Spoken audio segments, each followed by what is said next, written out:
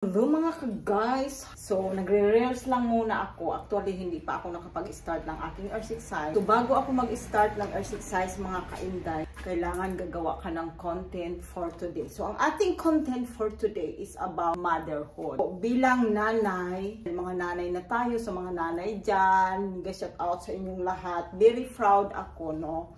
Dati, syempre, pag mga dalaga pa tayo, wala pa tayong mga anak, hindi natin maintindihan yung mga nanay. Wala tayong idea kung paano maging ina. So, para sa akin, hindi natin basta-bastahan, husgahan kung anong klase kang ina. Naniniwala ako na ang pwedeng magsasabi lang sa atin na, para sa akin, yung mga anak mo lang ang magsasabi kung anong klase kang ina. Alam niyo yon, hindi yung ibang tao, hindi kung sino man. Wala siyang kwintang ina or something like that, hindi siya responsableng ina, no. Para sa akin, ako sa sarili ko, alam ko kung paano ako naging ina kasi ginawa ko naman ang lahat para sa mga anak. Kaya ako naghahanap ng foreigner kasi unang reason ko para sa mga anak ko, para syempre, pag nakahanap ka kasi ng foreigner, aminin natin, may posibilidad, di ba, na makapunta ka ng ibang bansa. Yun na yung opportunity na malay natin na dalhin ka sa ibang bansa, at least nagbago yung buhay mo, di ba? Yun naman yung reason.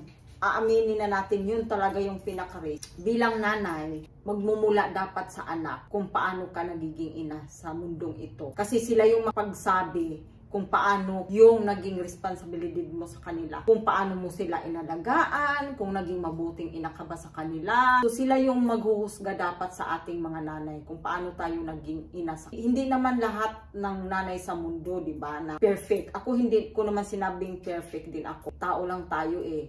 Hindi naman masamang mag-sorry o sila din ganun sa atin. Kasi kahit nanay ka, hindi porkit nanay ka, hindi ka na pwedeng mag-sorry sa mga anak mo. Kung alam mo namang hindi maganda sa anak natin, kung nagtampo man sila sa'yo, natural lang yun talaga na kailangan natin silang pagsabihan kung may nagawa silang mali. Kaya nga na tayo naging nanay kasi nandito tayo para gabay sa kanila, para magiging mga tao talaga sa paligid, hindi natin sila ma-predict judge kanila bilang pagkatao mo. Na kahit siguro kamag-anak mo, pwede kang i-judge. Totoo yan. Sobrang baba ka na para sa tingin nila, di ba? Porkit nakaangat. Kahit kamag-anak mo, mayroong mga ganon. Totoo yan kasi yan talaga ang reality ngayon, mga kainday. Pwedeng mag-judge sa'yo bilang isang tao kung ano ka. Today, sana may natutunan kayo mga kainday. Thank you for watching.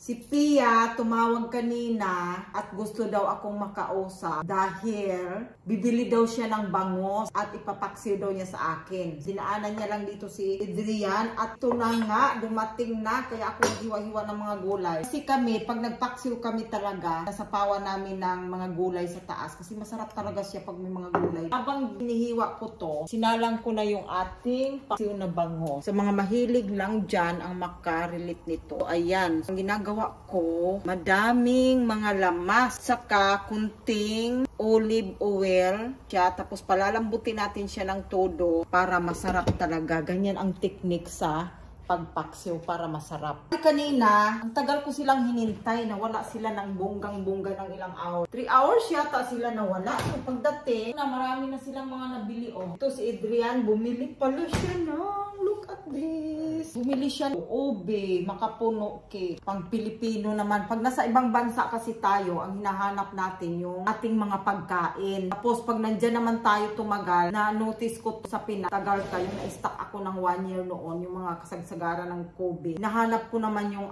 pagkain dito na mismo. Pero hindi talaga ganun tindi sa atin yung mga pagkain natin. Talagang bunggang-bungga talaga natin na-miss. Hindi mo pagpapalit yung pagkain natin. To be honest talaga. Hala, Andrea, nilabas yung pizza. Baka gabi, nilabas niya to, ilumabas. Hindi na naluto, babalik na. Ito pa, may nabili pa silang maha. Yan, maha blanca. Grabe, ang mahal-mahal pa naman ito dito, mga kagay. Dahil ang presyo nito ay talagang triplets na kumpara sa atin. Ayun, bumalik na naman yung dalawa sa shop. Sabi sina, naubusan na pala kami ng sa Adria naman. Sabi niya, mapait daw ito. Nung nagluto ako, hinaluan ko na itlog. Tapos, ngayon, gusto naman niya may ampalayang lahok itong paksiw. Pag alam natin medyo malambot na yung isda, saka natin to siya isasapaw. Huwag lang natin siyang masyadong i-overcook kasi hindi na maganda. Nag-ready na ako ng aking lunch kasi kumakain lang talaga ako ng big meal once a day. Ayan ito lang aking lunch. Palagi, araw-araw, mimintin natin na ganyan lang yung lunch natin para masana yung ating tiyan. Kasi kaya ka pala tumataba kasi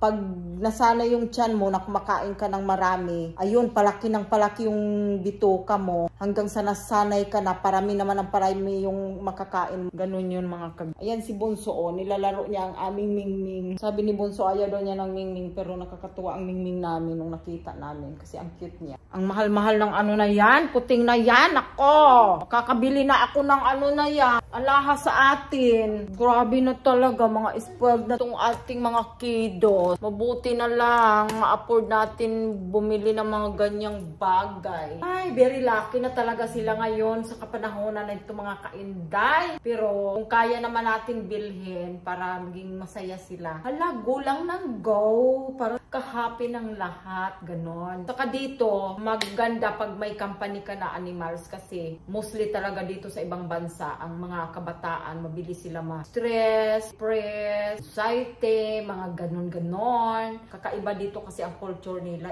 Kagaya sa atin, laging sama-sama, kwentuhan, karaoke, yung mga ganon ba. Dito, busy ang mga tao sa trabaho, ganon. Ang ating niluluto ay kumukulo na.